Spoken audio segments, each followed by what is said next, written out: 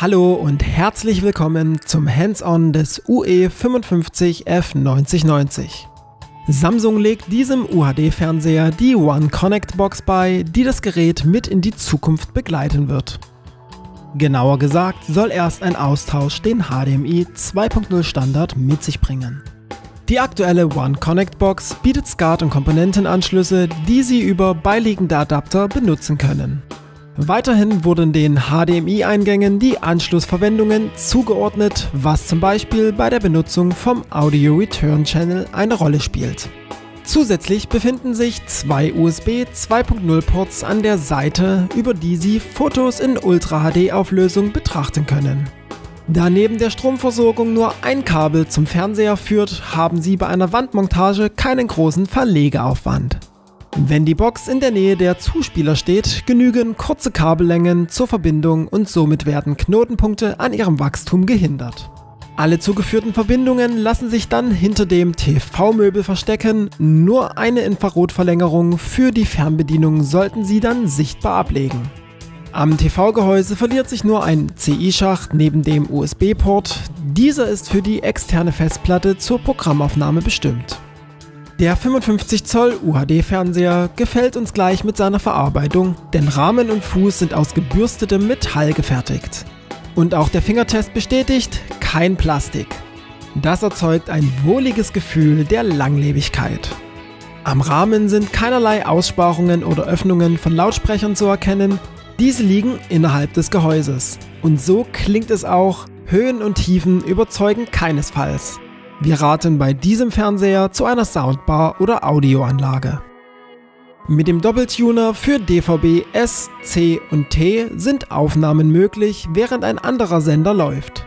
Dabei unterstützt sie der Programmführer bei der Auswahl von Sendungen durch eine eigene Senderanordnung und übersichtliche Optionen.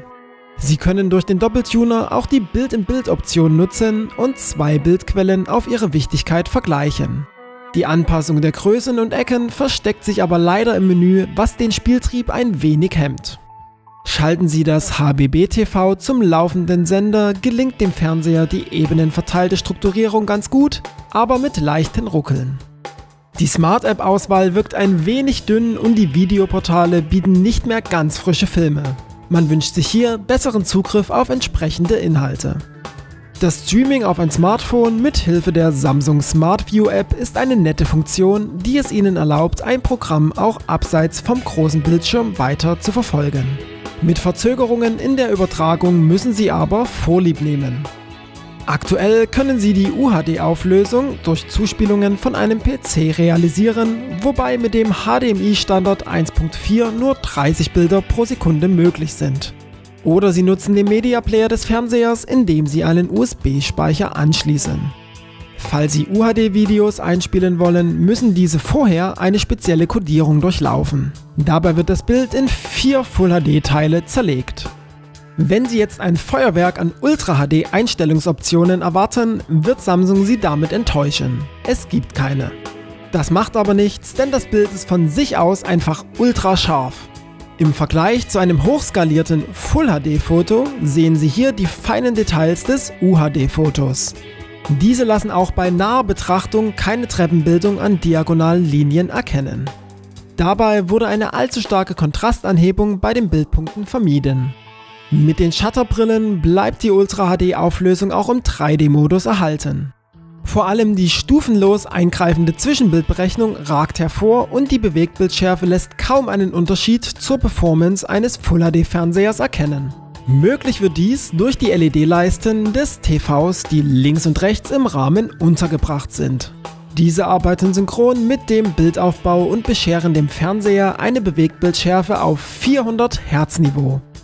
Die Voreinstellungen können nicht ganz befriedigen. Es empfiehlt sich hier manuell zu kalibrieren, denn sonst gerät die Farbtemperatur entweder zu kalt oder zu warm. Aber die Farbeinstellung wirkt insgesamt natürlich bei kleinen Übersättigungen im Grün- und Gelbbereich sowie winzigen Untersättigungen im Rot. Die Leuchtkraft ist vorbildlich und lässt bei der Bildhelligkeit nichts im Dunkeln verkommen.